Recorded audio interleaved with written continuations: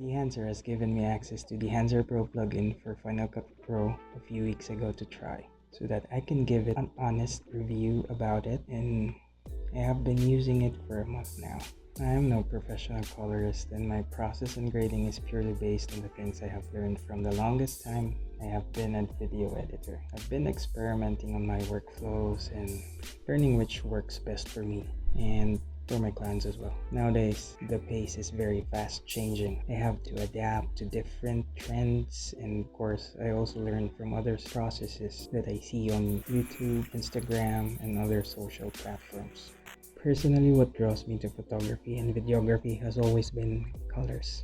I'm very particular about colors, on how they look, of course, the film rolls that they're using for film photography. For example, Kodak for rich tones, warmer side, and Fujifilm produces, I think, softer tones. I always wanted to apply those nostalgic film colors to my stills and videos when color grading, but it takes too much time to achieve such near film look. This is when I learned about Dehancer and what difference it can bring to photos and videos. The first time I use it, it's easy to use and very straightforward user interface that it has. Lots of tools inside the plugin itself, and there's a lot of film stocks to choose from. I mean, lot. Let me show you how this plugin works on Final Cut Pro. Disclaimer, this is not a detailed review, but just a quick rundown on how I use it normally. First thing I do, I add adjustment layer and then add on the Dehancer Pro plugin on it so that it's on a separate layer. First off, switch this off so that you can see the difference. So here, this is the raw footage itself, and then when I turn this one on, you can see instantly. I've already adjusted this one. The first here is you can choose the conversion for your clip. This Rec 709, 20, then Cineon. You can also choose camera from Apple to Sony camera. It's pretty much straightforward adjustments here that you have. Next thing I do is choose a film. Pretty much you have lots of choices here, from Agfa to Konica, Kodak, Fujicolor, and this is a wide range of film stocks. So what I chose is the Kodak Vision 3. Then after that, next thing I do is I choose the print profile.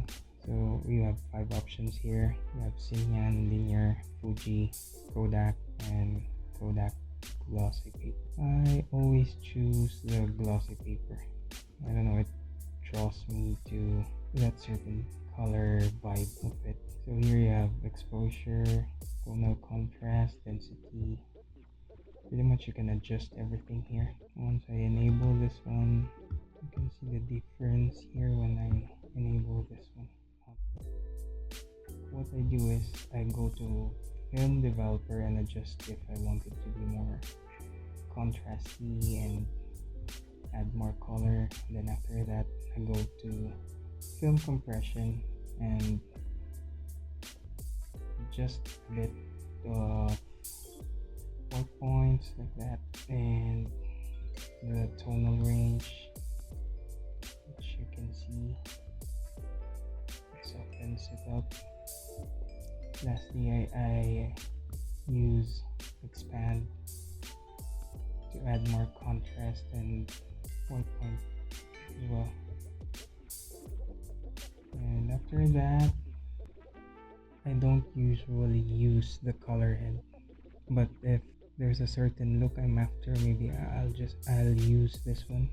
I don't use it most of the time. I just use this tools that the first 1, 2, 3, 4, 5, the print, expand, film compression, the developer, and film. Okay. Next thing I add is the Halation. You can choose here different options with 8mm and up to 65mm, or you can set it up to custom. For me, I just leave it here at the 35mm for a subtle look. And bloom, the highlights, gives you a dreamy look. I just keep it subtle so that it's not overpowering the image.